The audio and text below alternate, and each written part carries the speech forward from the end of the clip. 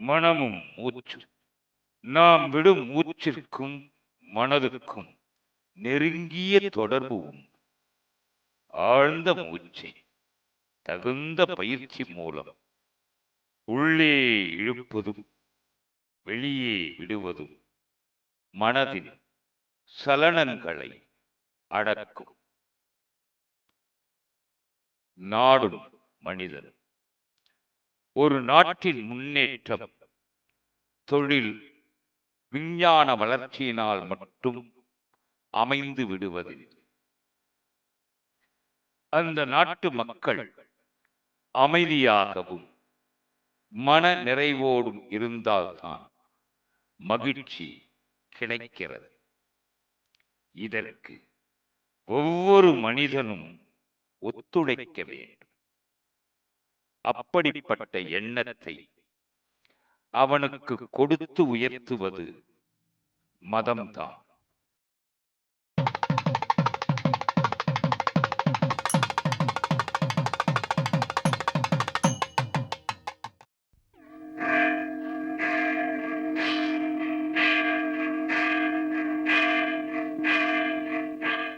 ஞான குறவர்களில் ஒருவர் அப்பர் பெருமான். குடந்தை கீழ்க்கோட்டம் என முத்திரை பெற்றுள்ள பதிகங்கள் அனைத்தும் அப்பர் பெருமானால் பாடப்பெற்றவை. அவை குடந்தை அருள்மிகு நாகேஸ்வர பெருமானை குறிப்பதாகும். அருள்மிகு நாகேஸ்வரர் திருக்கோயில் புராதன சிறப்பை கொண்டுள்ள திருக்கோயில். கிழக்கு நோக்கியுள்ள உயர்ந்த ராஜகோபுரம். கதிரவன் வழிபட்ட திருத்தலம். கதிரவன் இத்திருக்கோயிலில் எழுந்தருளி இருக்கின்ற இறைவனை வழிபட்டு விஸ்வகர்மாவின் சாபத்தினால் தாம் இழந்த ஒளியை மீண்டும் பெற்றார் என்பது புராண வரலாறு.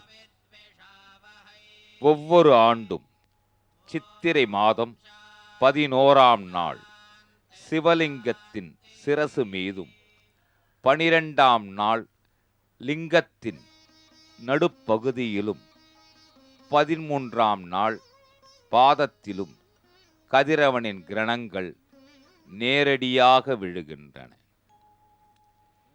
திருக்கோயிலின் தல விருட்சம் வில்வம். சிவபெருமான் வேடுவ உருவம் தாங்கி அமுத கும்பத்தை உடைத்தபோது அதில் இருந்த வில்வம் இத்திருத்தலத்தில் விழுந்து ஓர் லிங்கமாக தோற்றமானது. வில்வம் விழுந்த இடம் வில்வவனம் என்ற பெயரை பெற்றது. இறைவனுக்கு அருள்மிகு வில்வவனநாதர், அருள்மிகு நாகேஸ்வரர் என்ற திருநாமங்கள் அமைந்தருளியுள்ளன. இறைவியின் திருநாமம் பிரகன் நாயகி என்று போற்றப்படுகின்ற அருள்மிகு பெரிய நாயகி.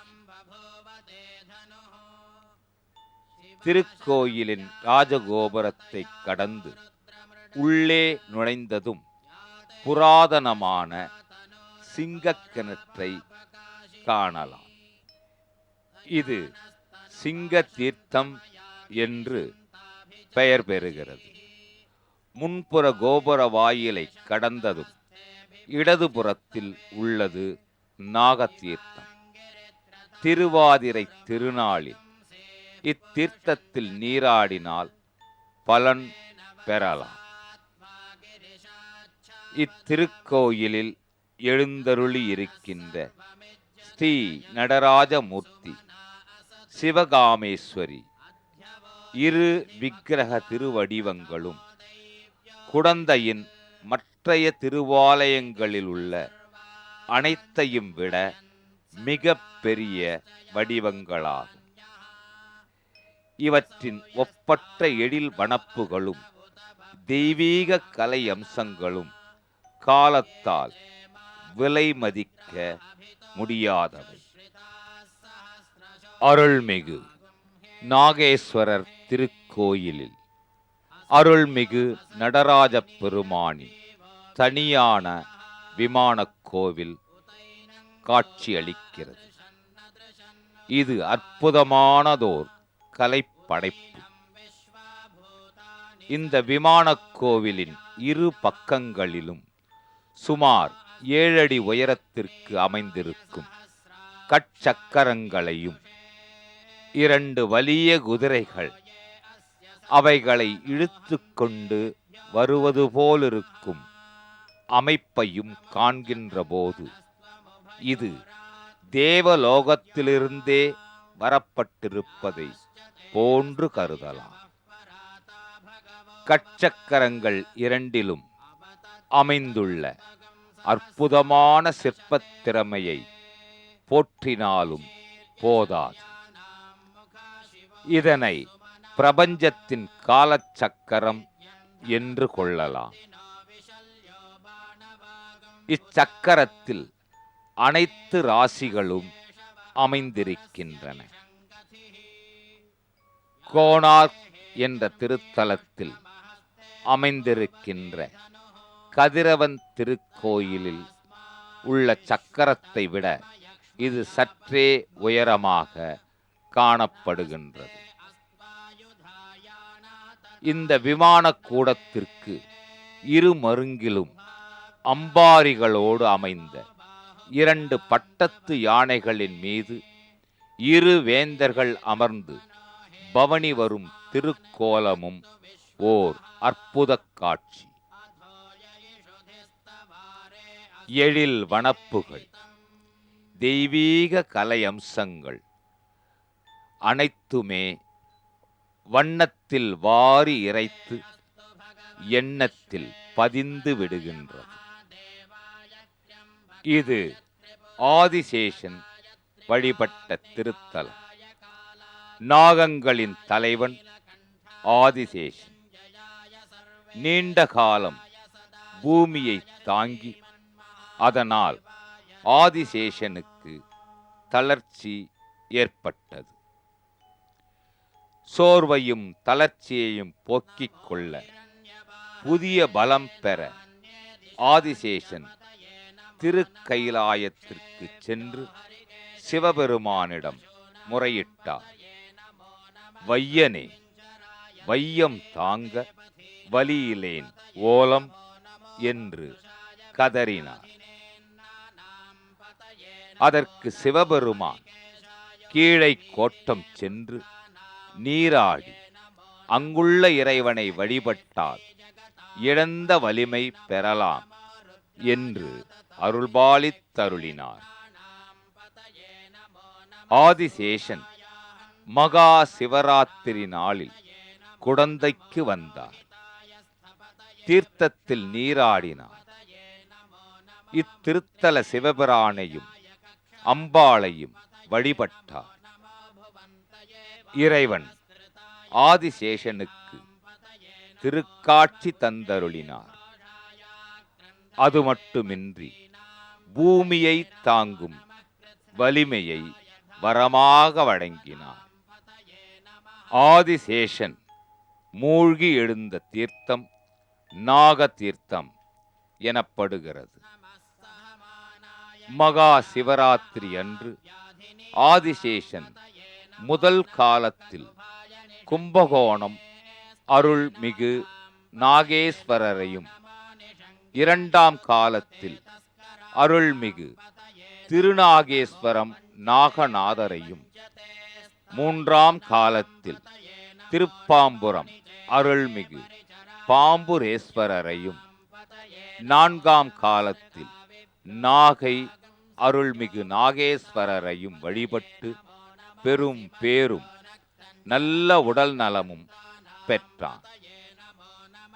இன்றும் சிவராத்திரி திருநாளில் இந்த முறைப்படி சென்று பக்தர்கள் வழிபட்டு வருகின்றனர். மன வலிமை, உடல் வலிமை குறைந்திருக்கும் சமயம் இத்திருத்தல இறைவனை வழிபட மனநலம் உடல் நலம் பெருகும் என்பதில் ஐயமில்லை. ஞானப்பால் உண்ட சீகாழி பிள்ளை திருஞான சம்பந்த பெருமான் அடியார்கள் புடைசூழ இத்திருக்கோயிலுக்கு வருகை தந்து இறைவனை தரிசித்தார். இதனை சேக்கிழார் பெருமான் அற்புதமாக பாடுகின்றார். வந்தணைந்து திருக்கீழ் கோட்டத்து இருந்த வான் பொருளை சிந்தை மகிழ்வுற வணங்கி திருத்தொண்டன் செல்வார் அந்தணர்கள் புடை சூழ்ந்து போற்றி சைப்ப அவரோடும் கந்தமலர் பொழில் சூழ்ந்த காரோணம் சென்றடைந்தார்.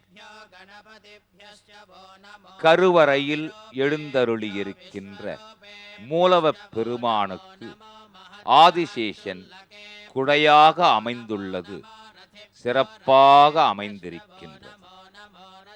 பிரளய காலத்து அமிர்த கும்பத்தோடிருந்த வில்வதளங்கள் சிதறி வீழ்ந்திருந்த இடத்திலே ஏற்பட்டிருந்த சிவலிங்கம் ஓர் அற்புத திருமேனியாகும். ஆதிசேஷன் பூஜித்து வழிபட்டமையால் இத்திருத்தல மூர்த்திக்கு அருள்மிகு நாகேசுவரர் என்ற திருநாமம் நிலைப்பட்டது. இத்திருக்கோயிலில் எழுந்தருளியிருக்கின்ற அம்பாள் சன்னதியில் அம்பாளை தரிசித்த பின்னரே அங்குள்ள சப்த மாதாக்களையும் தரிசிக்க வேண்டும். அருள்மிகு நாகேஸ்வரர் திருக்கோயிலில் அற்புதமான அருள்மிகு துர்க்கை திருக்காட்சி பொழிகின்றார். ஓம் காத்யாயனாய வித்மஹே கன்யகுமாரி தீமகி தன்னோ துர்க்கி பிரஜோதயாத். இத்திருக்கோயிலில் ஸ்ரீ பகவத் மகரிஷியின் தனிச்சன்னதி அமைந்தருளி இருக்கின்றது. கும்பகோணத்தில் அமைந்திருக்கின்ற ஸ்ரீமடத்து வீதியில் ஸ்ரீ பகவத் விநாயகர் எழுந்தருளியிருக்கின்றார். பகவத் படித்துறை என்று ஒன்றும் கும்பகோணத்தில் இருக்கின்றது.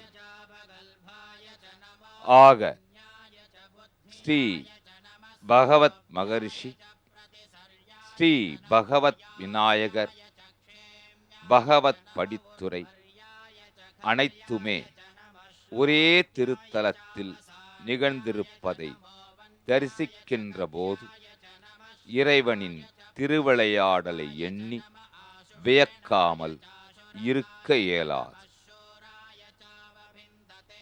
அருள்மிகு நாகேஸ்வர சுவாமி திருக்கோயிலில் மற்றொரு அற்புத திருவிளையாடலை அறிந்து கொள்ளலாம்.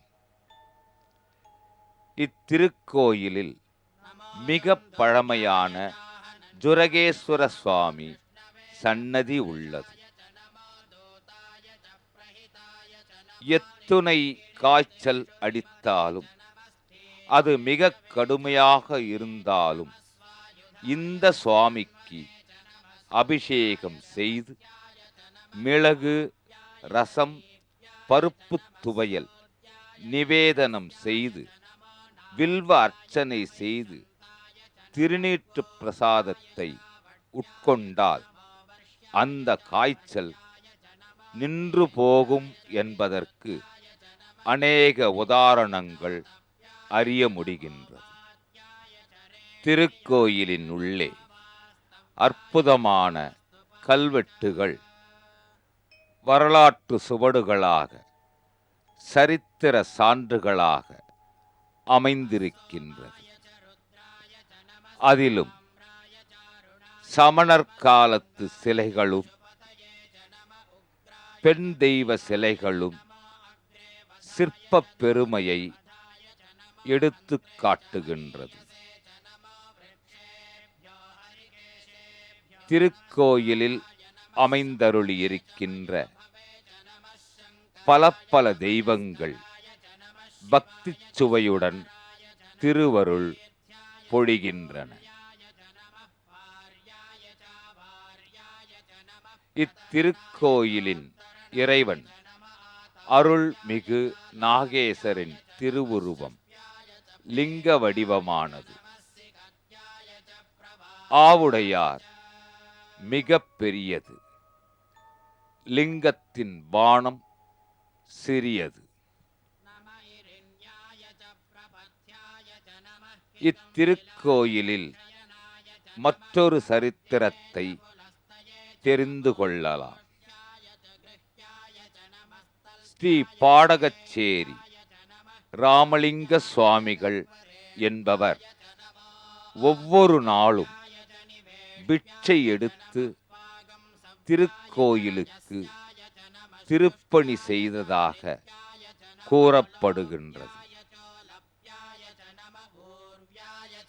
அருள்மிகு நாகேஸ்வரர் திருக்கோயில் அற்புதமான தெய்வாம்சத்தையும் அழகான கலையம்சத்தையும் பக்தி சுவைக்கு சரித்திர சான்றுகளையும் படைத்திருக்கின்றது. இறைவனான நாகேஸ்வரர் கர்ப்பகிரகத்திற்கு முன்னர் எழுந்தருளி இருக்கின்றார் விநாயகப் பெருமான். அவ்விநாயகப் பெருமானின் திருநாமம் ஸ்ரீ கங்கை கொண்ட விநாயகர். இப்பெருமான் தென் திசையில் எழுந்தருளியவர் அல்ல என்பது ஓர் குறிப்பாக தெரிவிக்கப்படுகின்றது. இப்பெருமானின் திருவடிவுக்குள் அமைந்திருக்கின்ற அனைத்து தெய்வாம்ச விஷயங்களும் ஓர் அற்புத தெய்வீகத்தை தெரிவிக்கின்றது. கங்கை கொண்ட விநாயகப் பெருமான்.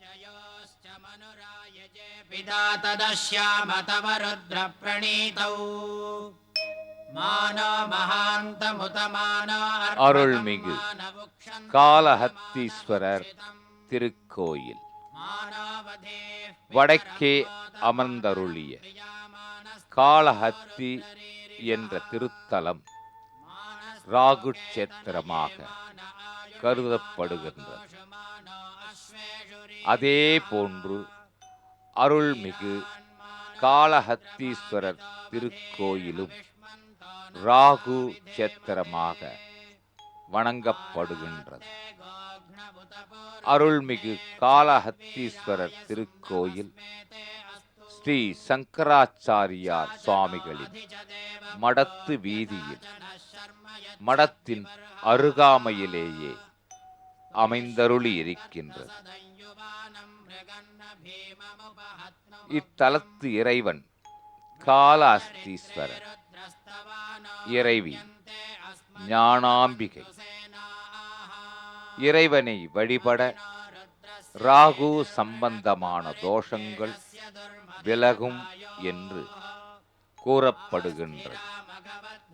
இத்திருக்கோயிலில் ராகு பகவானுக்கு தனி பீடமும் உள்ளது. சின்னஞ்சிறு கோவிலாக அமைந்திருப்பினும் சிவபெருமானின் கருணை அளவிட முடியாதது. அருள்மிகு காளஹத்தீஸ்வர பெருமான் பைநாகம் குடையாக அமர்ந்திருக்கும் திருக்கோலத்தோடு கிழக்கு நோக்கியவாறு எழுந்தருளி இருக்கின்றார். அதே சந்நிதியில் தெற்கு நோக்கிய திருக்கோலத்தோடு அம்பாள் ஞானாம்பிகை அருள் அமுதை பொழிந்தருளுகின்றார். சீகாழி பிள்ளையான திருஞான சம்பந்தப் பெருமானுக்கு அம்பாள் ஞானப்பால் வழங்கி அருள்பாலித் தருளியிருக்கின்றார். ஞானப்பால் வழங்கியதால் அம்பாள் ஞானாம்பிகை என்ற திருநாமம் பெற்று ஞானத்தை ஞாலத்திற்கு வாரி வழங்கும் வள்ளலாக திகழ்கின்றார். தஞ்சையை ஆண்டவர் சரபோஜி மன்னர். அந்த சரபோஜி மன்னரால் இத்திருக்கோயில் புதுப்பிக்க பெற்றது.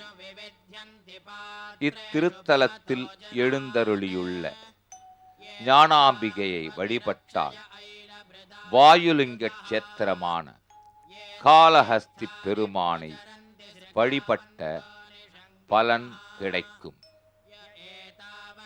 அருள்மிகு கோட்டீஸ்வரர் திருக்கோயிலில் கார்த்தியாயினி சமேத கல்யாண சுந்தரமூர்த்தி சன்னதி தனிச்சிறப்புடன் விளங்கி வருகின்றது.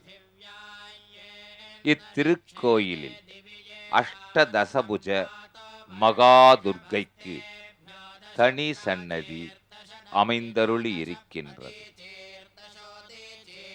எங்கெங்கு காணினும் சக்தியடா. அந்த சக்தியுடன் சிவமும் இணைந்ததடா.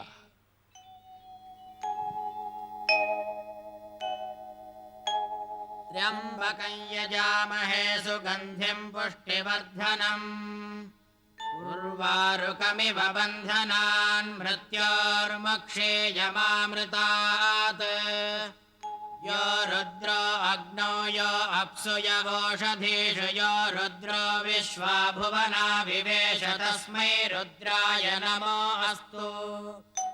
तमुष्टु हि यस्विषः सुधन्वायो विश्वस्य क्षयति भेषजस्य यक्ष्वामहेशो मनसाय रुद्रन्नमाभिर्देवमसुरन्दुवस्य अयं मे हस्तो भगवान् अयं मे भगवत्तरः अयं मे विश्वभेषजो यगं शिवं विमृशनः।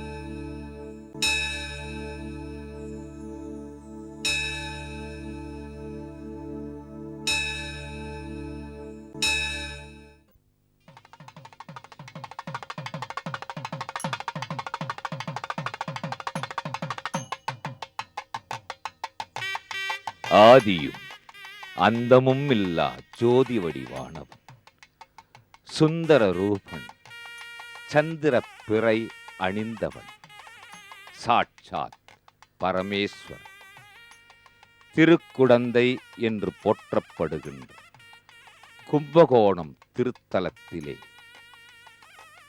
ஸ்ரீ ஆதி கும்பேஸ்வரர் திருவாலயத்திலே பரம்பொருளான இறைவன் எழுந்தருளி அருள்பாலித் தருளுகின்றான்.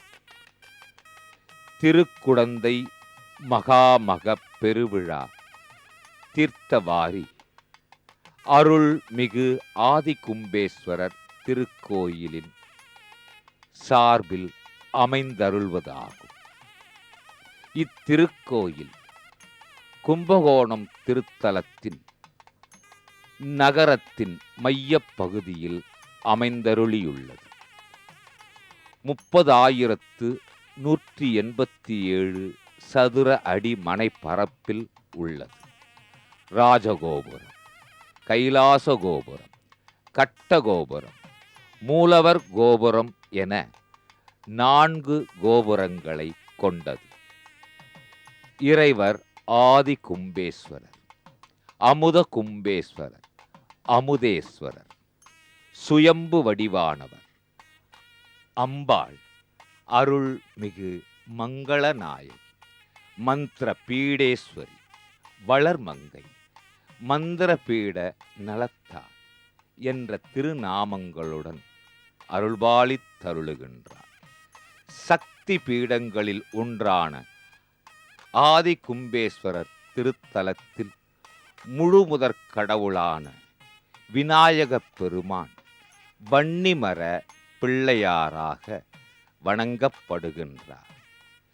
இத்திருத்தலத்தில் மந்திர பீடத்தில் அம்பிகை விளங்குவதால் இறைவன் தம்முடைய 36,000 கோடி மந்திர சக்திகளையும் அம்பாளுக்கு வழங்கியதாலும், அதே நேரத்தில் தமக்குரிய 36,000 கோடி மந்திர சக்திகளையும் சேர்த்து 72,000 கோடி மந்திர சக்திகளுக்கு அதிபதியாக அருள் பாலித்திருப்பதால் மந்திர பீடேஸ்வரி என்று அம்பாள் அழைப்பதால் இங்கே அனைத்து ஜீவராசிகளும் தெய்வத்தின் கருணையினால் அற்புதமாக பழகுகின்றன.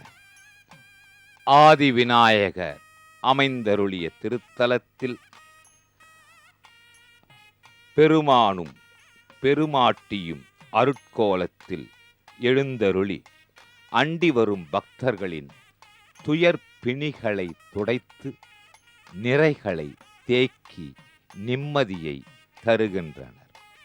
பிரளய காலத்தில் சிவபெருமான் கிராதமூர்த்தி என்ற நாமத்துடன் வேடர் உருவத்தில் தோன்றி அமுதம் நிரம்பிய கும்பத்தை தன் அம்பினால் உடைத்து அதிலிருந்து சிந்திய அமுதத்தால் லிங்கம் உருவாக்கி அதிலேயே அந்தர்தியானம் அமர்ந்து அருளினார். அந்த கிராதமூர்த்தி சிலை உள்ள கருவறையும் அம்பாள் சந்நிதியிலேயே அமைந்தருளி உள்ளது. திருக்கோயிலின் மூலவர் ஸ்வயம்பமூர்த்தி என்பதனால் தங்கக் கவசம் சார்த்தியே அபிஷேகம் அமைந்தருளுகின்றது.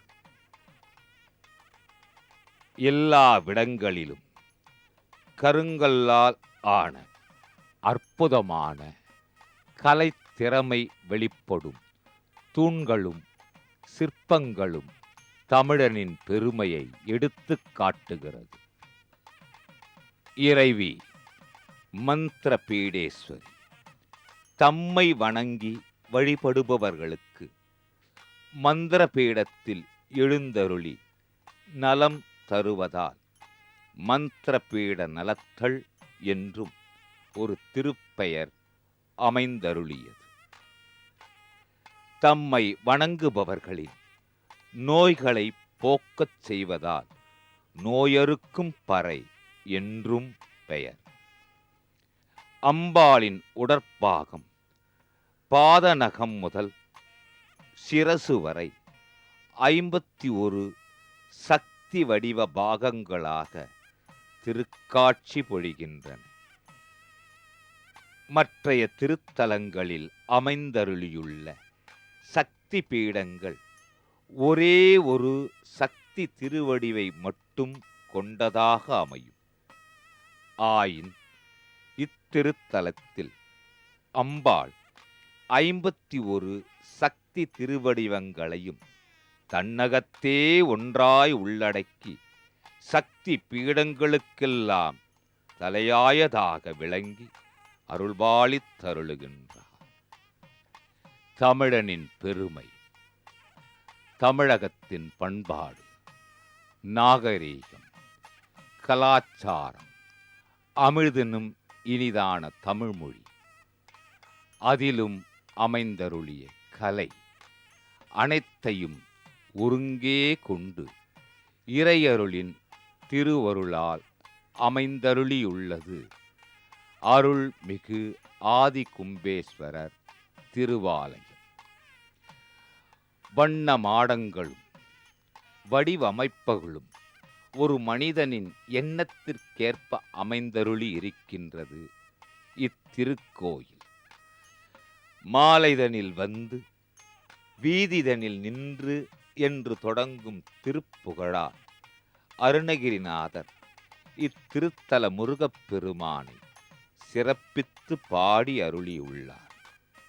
இத்திருக்கோயிலின் நந்திக்கு முன்பாக சற்று நின்று அண்ணார்ந்து பார்த்தால் மேல் தளத்தில் 27 நட்சத்திரங்களுடன் 12 ராசிகளை ஒரே கல்லில் செதுக்கப்பட்டிருப்பது தெரிகின்றது. 4 பக்கங்களிலும் கருங்கல்லால் ஆன 4 சங்கிலிகள் தொங்குகின்றன. கலையழகின் சிறப்பு அம்சம் இறையருளின் கருணையினால் அமைந்தருளி இருக்கின்றது. அருள்மிகு ஆதி கும்பேஸ்வரர் அருவமில்லாதவர், உருவமில்லாதவர் ஆயினும் இறையருளின் பேரருளால் இவ்வுலகத்தில் ஆக்கல், காத்தல், அழித்தல், மறைத்தல், அருளல் என்ற 5 தொழிலையும் நடத்தி அகில புவனங்களை காத்து ரட்சித்து அனைத்து மக்களையும் வாழ வைத்துக் கொண்டிருப்பவர் அருள்மிகு ஆதி கும்பேஸ்வரர்.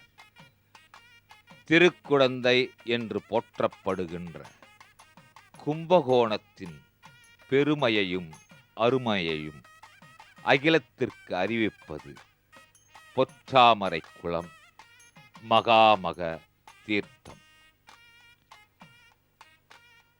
ஆதி கும்பேசர் உயிர் படைப்பிற்கு முன்னதாக இத்திருத்தலத்தில் உறைந்தருளினார். பூதமும் கடந்து, பொறிகளும் கடந்து, புலன்களும் கடந்து, மேற்கரண பேதமும் கடந்து, கலை முதலாக பிறங்குமோர் 7 விந்து நாதமும் கடந்து விளங்கும் ஓங்கொளியில் நானிலம் உயர்ந்திட மதமும் கோதமும் கடந்ததோர் உளங்களை விளைந்தோர் கும்பத்து தோன்றியதென்று. ஆக எது எவ்வாறாயினும் இறையருளின் திருவிளையாடலை ஒரு சாதாரண மனிதன் அறிந்து புரிந்து கொள்வது இயலாத காரியம். மூர்த்தி, தலம், தீர்த்தம் ஆகிய 3ஆலும் மிகச் சிறப்பு வாய்ந்தது திருக்குடந்தை என்று போற்றப்படுகின்ற கும்பகோண திருத்தலத்தில் அமைந்தருளி இருக்கின்ற அருள்மிகு ஆதி கும்பேஸ்வரர் திருக்கோயில். கும்பத்தை இடமாக கொண்டதால் குடந்தை என்று பெயர். ஆனால் அந்த குடந்தை அனைத்து பாவங்களையும் நீக்கும் என்பது திருநாவுக்கரசர் என போற்றப்படுகின்ற அப்பர் பெருமானின் அருள் வாக்கு. குடமூக்கே குடமூக்கே என்பீராகில் கொடுவினைகள் தீர்ந்தானை குறுகலாமே. எந்த வினை வந்தாலும் அந்த வினையை வந்த வினையாக ஏற்றுக்கொள்ளாமல் இறைவனடியை ஒரு மனிதன் இறுகப் பற்றிக் கொண்டால் அந்த மனிதனின் வாழ்வில் இகபர சுகம் கிட்டும் என்பது அருளாளர்கள், ஆன்மீக மகான்கள் ஆகியோரின் திருவாக்கு. ஆடியாடி ஆடியாடி வாழ்ந்தாலும் ஒரு நாள் அந்த ஆடிய பாதமான ஆண்டவனிடம் தஞ்சம் அடைய வேண்டும். அவன் பாதங்களை பற்றி கொண்டால், அதிலும் பற்றை விட்டு பதம் பற்றினார் அந்த பக்தனுக்கு அனைத்து சுகங்களும் பற்றும் என்பதற்கு ஆதாரமே அருள்மிகு ஆதிகும்பேஸ்வரர் ஆலயம் ஆகும்.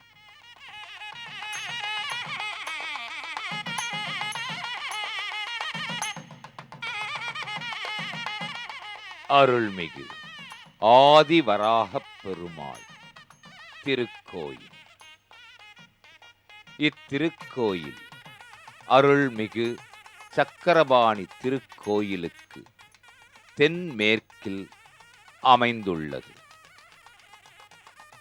வராகத்தின் திருமுகத்தோடு ஸ்ரீ வராகப் பெருமாள் எழுந்தருளி சேவை சாதித்தருளுகின்றார். தசாவதாரத்திலே மூன்றாவது அவதாரம் வராக அவதாரம். மச்ச கூர்ம வராக.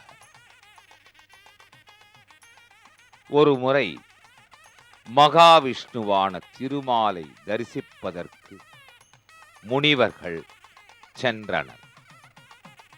அவர்களை ஜெயன், விஜயன் என்பவர்கள் தடுத்து நிறுத்தினர். முனிவர்கள் ஜெயனையும் விஜயனையும் சபித்தனர். அதனால் அவர்கள் பூமியிலே ரண்யாட்சன், ரண்யகசிபு என்ற அரக்கர்களாக பிறந்தனர். அவர்களில் ரண்யாட்சன் என்ற அசுரன் ஒரு முறை பூமியை கவர்ந்து கொண்டு பாதாளத்தில் ஒளிந்து கொண்டான். அது ஒரு கொடிய செயல். அதனைக் கண்ட வானவர்கள் திருவைகுந்தத்திற்கு சென்று திருமாலை வணங்கி நிகழ்ந்ததை கூறி காத்தருளும்படி வேண்டினர். அசுரனால் கவரப்பெற்ற பூமியை வெளிக்கொணர மகாவிஷ்ணுவான திருமால் வராக திருவுருவம் எடுத்தருளினார். வராக திருவுருவம் எடுத்து பாதாளம் புகுந்தார். அந்த அசுரனுடன் போர் புரிந்தார். ஒரு கொம்பினால் அசுரனை அழித்தார். சுற்றத்தாரையும் அழித்தொழித்தார். மற்றொரு கொம்பினால் பூமியை தாங்கினார். அந்த பூமியை மேலே கொண்டு வந்தார். முன்னர் இருந்தது போலவே பூமியை நிலைபெறச் செய்தார். பூமியை தோண்டி வெளிக்கொணர்ந்து நிலைபெறச் செய்ததை புலப்படுத்த பூமி தேவியான தாயாரை தமது இடது மடியிலேயே வீற்றிருக்கும் நிலையில் மூர்த்தியாய் அமர்ந்தருளி சேவை சாதித்தருளுகின்றார். பெருமாள் தோன்றிய இடம் வராக தீர்த்தம் எனப்பட்டது. அதன் பக்கத்திலேயே திருமால் அமர்ந்து காட்சி பொழிந்தருளினார். வராக க்ஷேத்திரம் என்பது திருப்பதி திருமலையிலே அமைந்தருளியிருக்கின்ற க்ஷேத்திரம் ஆகும். க்ஷேத்திரம் என்பதற்கு வயல் என்றதொரு பொருள் உண்டு. வயலில் எதை விதைக்கின்றோமோ அதைத்தான் அறுவடை செய்திட இயலும். அதே போன்று புனித புண்ணிய க்ஷேத்திரத்தில் எதை விதைக்கின்றோமோ அதையே அறுவடை செய்திட இயலும். அதே நேரத்தில் புனித க்ஷேத்திரத்தில் எதை நினைக்கின்றோமோ அதுவே நிலை பெறும். திருமலை வராக க்ஷேத்திரம், வராக புஷ்கரணி. திருமலையிலே முதலில் தரிசிக்க வேண்டியவை ஸ்ரீ ஆதிவராகப் பெருமாள். ஸ்ரீ ஆதிவராகப் பெருமாளின் தரிசனம் முடித்த பின்னரே திருமலை தெய்வமான திருவேங்கடமுடையானை தரிசிக்க வேண்டும் என்பது மரபு. தென் திருப்பதி என்று போற்றப்படுகின்ற திருத்தலம் திருமலை வையாவூர். திருமலை வையாவூர் செங்கல்பட்டுக்கு அருகாமையில் அமைந்தருளி இருக்கின்றது.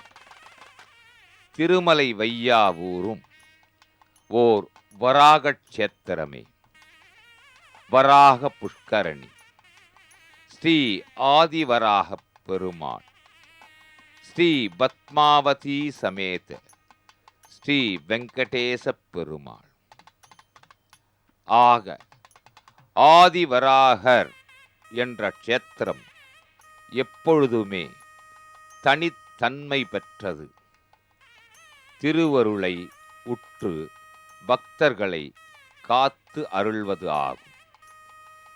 திருக்குடந்தை என்று போற்றப்படுகின்ற கும்பகோணம் திருத்தலத்தில் அருள்மிகு ஆதிவராக சுவாமி திருக்கோயிலில் பெருமாள் அற்புத ரூபியாக வராக திருவுருவத்துடன் தாயாரை மடியிலே கிடத்தி அண்டி வரும் பக்தர்களின் பிணி துடைத்து விதியை மாற்றி எழுதும் வல்லமை பெற்றவராக, வினையை வேறறுக்கும் நல்லவராக, பக்தர்களுக்கு நயம்பட அருளும் பொருளும் அருள்பாலித் தருளுகின்றார். வராகர் என்ற போதே மனதில் தைரியம் தோற்றமாகின்றது. தைரியம், தீர்க்காலோசனை அனைத்துமே ஸ்ரீ ஆதிவராகப் பெருமாளை சேவித்தால் ஒரு பக்தன் நிச்சயம் அதை பெற்றிடுவான் என்பது திண்ணம். ஸ்ரீ ஆதிவராகப் பெருமாள் தாயாருடன் எழுந்தருளி சேவை சாதித்தருளுகின்ற நிலை ஓர் பக்தி பரவசம் என்ற காவியத்தின் தலையாய பொருளாக, தத்துவமாக, தாத்பரியமாக தரணிக்கு அனைத்தையும் அருள்பாலித் தருள்வதாக அமைந்தருளி இருக்கின்றது. ஸ்ரீ ஆதிவராகர்.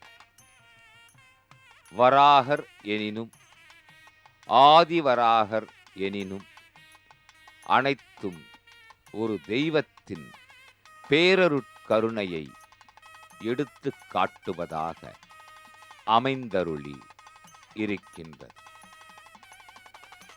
பெருமாளின் தசாவதாரத்தில் மூன்றாவது அவதாரமான வராக திருவவதாரத்தின் தரிசனத்தை திருக்குடந்தை என்று போற்றப்படுகின்ற கும்பகோணம் திருத்தலத்தில் கரிக்கார வீதியின் மேலக்கோடியில் அமைந்த தரிசனம் ஓர் ஆன்மீக அற்புத பொக்கிஷ தரிசனமாகும். அருள்மிகு ஆதிவராக சுவாமி திருக்கோயிலில் 12 கருட சேவை அட்சய திருதியை அற்புதமாக அமைந்தருளி இருக்கின்றது. 12 கருட சேவையை தரிசிப்பவர்கள் 12 ஆண்டுகளுக்கு ஒருமுறை அமைந்தருளும் மகாமக திருக்குளத்தில் ஸ்நானம் செய்பவர்கள் பாவங்கள் அழியும், புண்ணியங்கள் சேரும். காவிரிக்கரை தீர்த்தமும் கவலையை போக்கும். அனைத்தும் பெருமாளின் பேரருளால் அற்புதமாக அமையும்.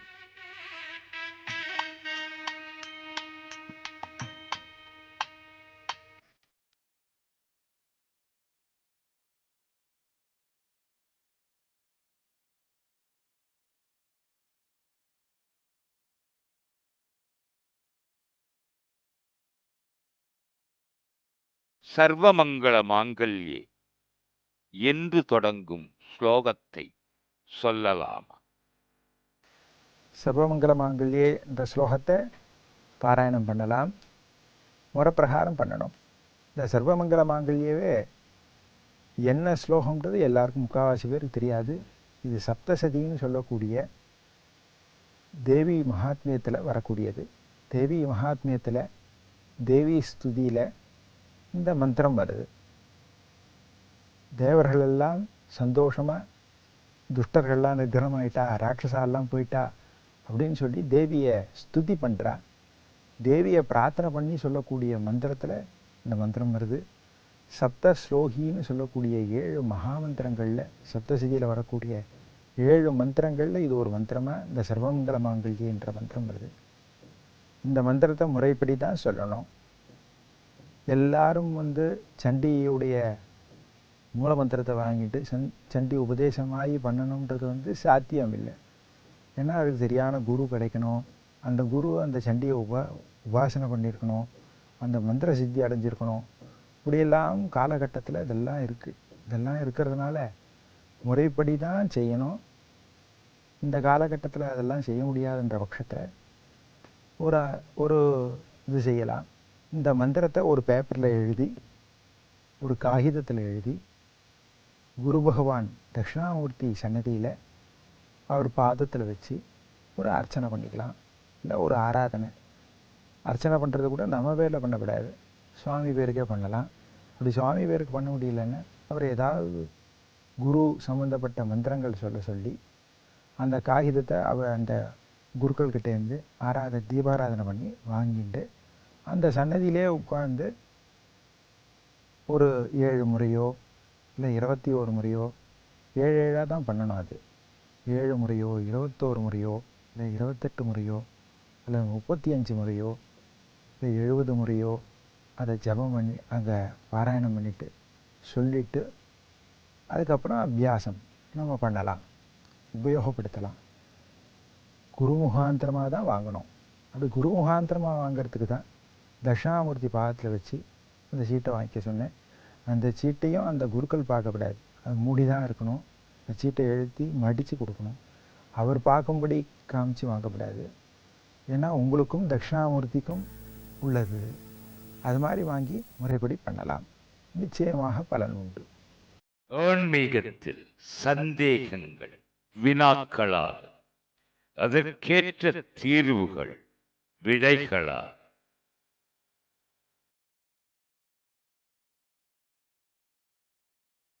வினாக்களை அனுப்ப அருள் நேரம், ஜெயா டிவி, தபால் பெட்டி எண் 317 சென்னை 6,32,000